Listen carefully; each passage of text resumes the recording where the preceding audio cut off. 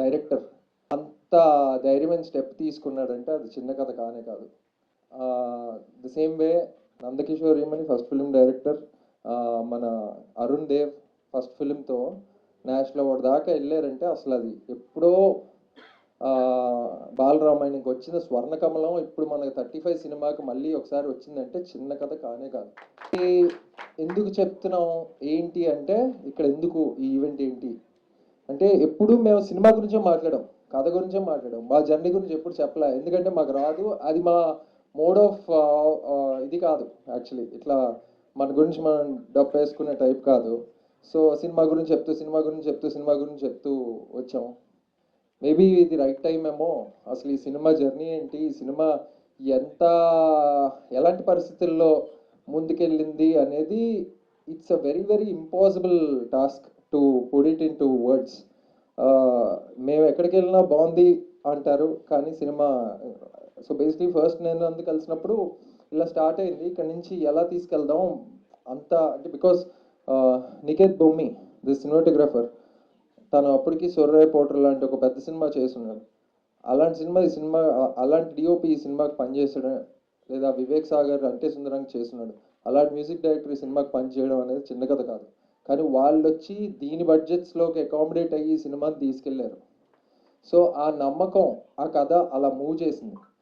So అట్లా ఒకళ్ళు తోడై ఈ సినిమాని ఇంత దాకా తీసుకొచ్చారు. ఇంకా ముందుకు వెళ్తానే ఉంది. నీలిమేఘములలో అనే ఒక క్లాసికల్ సాంగ్కి ఇంత రికగ్నిషన్ వస్తుందా? ఆదిత్య మ్యూజిక్ వాళ్ళు ఏ ధైర్యంతో అసలు ఆల్బమ్ తీసుకున్నారంత డబ్బులు ఇచ్చి అన్నట్టు అనుకోవచ్చు. కానీ అది ప్రూవ్ చేసింది. ఒక క్లాసికల్ సాంగ్ ఇంత దూరం వచ్చి ఒక 25-30 మిలియన్ యూట్యూబ్లో చేసి స్పాటిఫైస్ డికేడ్స్ నెంబర్ 1 పొజిషన్లో అది ఉంది. వేరే వేరే ప్లాట్ఫామ్స్ అన్నింటిలో కలిపి ఒక 30 మిలియన్ స్ట్రీమ్స్లో ఉందంటే ఒక classical song it's definitely not a small story I feel. And ఏదో సింగ్ సౌండ్లో చేసావు నువ్వు తిరుపతి అబ్బాయివా అని కూడా చాలామంది అడిగారు. కాదు, ఆ సినిమా ఆ ఇల్లు అక్కడ ఇంకా ఉందా, అలాంటి ఆ ఇంట్లో మీరు షూట్ చేశారా అంటే అంత బాగా సెట్ డిజైనింగ్ చేసిన లతా నాయుడు అనే మా ప్రొడక్షన్ డిజైనర్ అంత బాగా సెట్ డిజైనింగ్ చేసింది. People are believing it's real house అంటే చిన్న కథ కాదు. The same way I mean everything that happen. ఒక ఎన్ని కిడ్స్ని ఆడిషన్ చేసా, 1500 కిడ్స్ని ఆడిషన్ చేసి 60 మంది కిడ్స్తో ఆన్ లొకేషన్, 60-70 మంది కిడ్స్తో ఆన్ లొకేషన్ పనిచేశాడంటే you can't believe how chaotic it's going to be for a first film director. Actually అది పుల్ ఆఫ్ చేశాడంటే చిన్న కథ కాదు. సో ఈ స్టేజ్ మీద ఉన్న అంటే అభయ్, మన అరుణ్తో యాక్ట్ చేసిన అభయ్, తన పర్ఫార్మెన్స్ కూడా అంటే ఈ సినిమాలో ఎవరు పర్ఫామ్ చేసినా చాలామంది సోషల్ మీడియాలో పెడుతున్నారు. యాక్చువల్లీ వీళ్ళకి నేషనల్ అవార్డు రావాల్సింది, వివేక్ సాగర్కి నేషనల్ అవార్డు రావాల్సింది, నివేతా థామస్కి నేషనల్ అవార్డు రావాల్సింది. ఈ సినిమాకి నేషనల్ అవార్డు వచ్చింది నందకిషోర్ ఈమని, సినిమాకి నేషనల్ అవార్డు వచ్చింది సిద్ధార్థ రాళ్ళపల్లి, సృజన్ ఎర్రబోలు. అంటే ఇందులో పనిచేసిన ప్రతి ఒక్కరికి నేషనల్ అవార్డు వచ్చినట్టే, including every spot bye, every person. Kamal Haasan గారు అంటారు ఒక సినిమా చేస్తున్నప్పుడు ప్రతి ఒక్కరు ఆ సినిమా బాగా రావాలని కోరుకోపోతే చాలా కష్టం అని. ఈ సినిమా ఈరోజు ఆ తెరం దాటి మనుషులతో మాట్లాడి వాళ్ళ దాకా వచ్చింది, వాళ్ళని మూవ్ చేసిందంటే సెట్ మీద ఉన్న పోస్ట్ ప్రొడక్షన్లో పనిచేసిన ప్రతి ఒక్కరు దాన్ని కోరుకున్నారు, బలంగా కోరుకున్నారు కాబట్టి ఢిల్లీ వరకు వెళ్ళింది సినిమా. Ajith George the fantastic sound mix engineer, Arun Rama మా సౌండ్ డిజైనర్, వీళ్ళు ఐ మీన్ మా ప్రశాంత్ అన్న, అసలు నాకంటే భయం ఆయనతో మాట్లాడాలంటేనే. ఆయన ఏమైనా ఎక్కువ తంపులు ఎంచేస్తే నా కాన్ఫిడెన్స్ ఏమైనా పోతుందేమో అన్నదో భయం. సో సెట్ మీదకి వెళ్ళినప్పుడు చూసుకుందాం అని చెప్పి ఫస్ట్ 2 టేక్స్ చేసిన తర్వాత ఇలా చూస్తున్నా, నా కరెక్షన్లు వస్తే ఇప్పుడు ఎలా అంటే నేను కొంచెం వేరే టైప్లో ఆపరేట్ అవుతుంటా. ఆఫీస్ రూమ్లో చేసి చూపెట్టు అంటే నాకు ఓకే చేస్తాను, కానీ అది కాదు అన్న ఫీలింగ్ ఉంటుంది నా మైండ్లో. ఇది కాదు, నువ్వు లొకేషన్లో పెట్టు, ఆ సిచ్యువేషన్లో పెడితే, ఆ మూడ్లోకి వెళ్తే అది వస్తుంది కరెక్ట్గా అని అది నమ్మాడు నందు. వేరే డైరెక్టర్ అయితే ఏంటి భయ్ ఆ మూసుకుని చేయనేవాడు.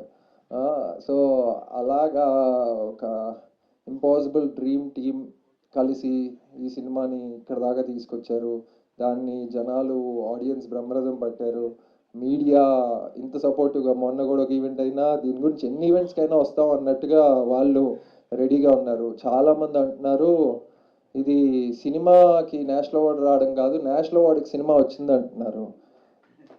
అంటే నేను sorry taking some time, because ఎందుకు చెప్తున్నానంటే చాలా ఒక ఫార్మాట్లో వెళ్తున్నది సినిమా అనేది, స్టోరీ టెల్లింగ్ అనేది. అండ్ ఆడియన్స్ అందరికి ఏంటంటే ప్యాటర్న్ ఫైండింగ్ అనే ఒక డిసీజ్ ఉంటుంది.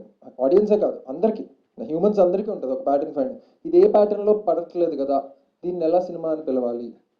ఇది ఒక స్లైస్ ఆఫ్ లైఫ్ డ్రామా, నలుగురు మాట్లాడుకుంటున్నారు, అందులో ఏదో మ్యాజిక్ ఉందని మీరు అంటున్నారు, అది మేము ఎందుకు నమ్మాలి. ఇలా కూడా రకరకాలుగా వస్తాయి స్క్రిప్ట్ లెవెల్లో ఉన్నప్పుడు. ఇందాక అదే చెప్తున్నా, it's very very difficult to carry an idea and convince 100-200 people that come on board on this journey and believe me అనేది నమ్మించడం చాలా టఫ్ ప్రాసెస్ అండి. Especially for film like this wear interval bang లేదు, రక్తపాతం లేదు, conventional form of villains లేరు సినిమాలో.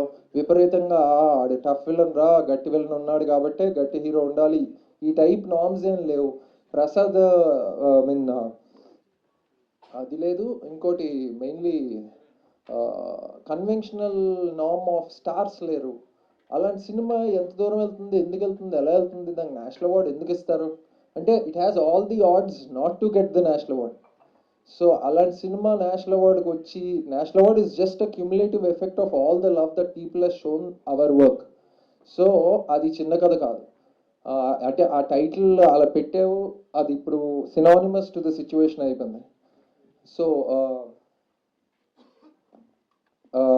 So yeah, అదే ఇంకా జస్ట్ కలెక్టివ్. సో అందరికీ చాలా చాలా చాలా థ్యాంక్స్. అండ్ నాకు యాజ్ అన్ ఆర్టిస్ట్గా దిస్ ఫిలిం